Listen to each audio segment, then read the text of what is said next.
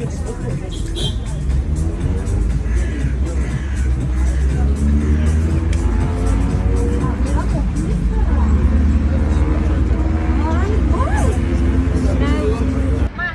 عزیز، یعنی فروجان ورزشگر در همین شهری چوبکسر. این دوست عزیزی ما اینجا بیاد. این یک توجیه دیگه محمد جان هم محمد جان اینا هزار رحمت ما را در فرمای فیلم دیگه برادرو قدیم برو مدن علاقه داشت شاو نیفتن این روز دوا خوندیم اومدن اینجا سرزمین مروجی نگیرتن. هزار رحمت میگیم ما شما در دوستای عزیز خداوند بزرگ برای کار کنه بسیار یا در همینجا تولد شدگی است.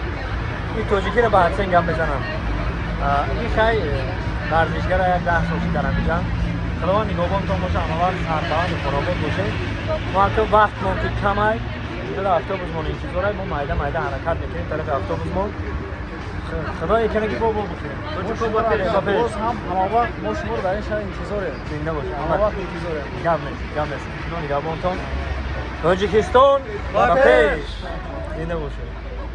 این محمد جان همجا تولد چی دیگه؟ تاجیکستان با پیش.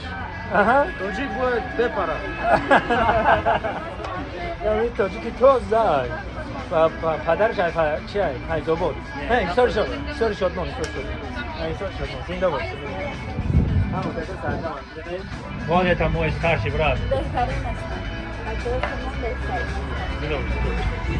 گم نیست پناهتون با خدا ایشالا که بگید.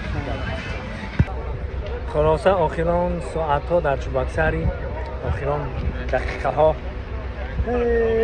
خیلی باشه میکنیم قطعی مادر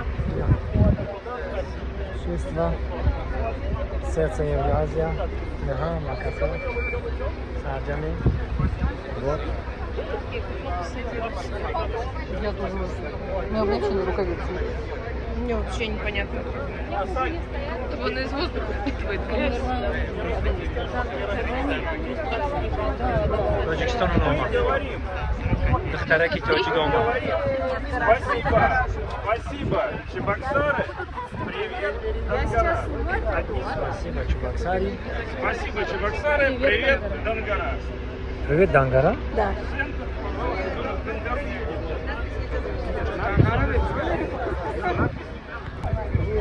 Все внимательно меня слушают. Дангара. Сейчас на счет 3 надо будет сказать спасибо, Чебоксары, привет, Дангара. Все услышали? Отлично, работаем. Меня вообще не видно.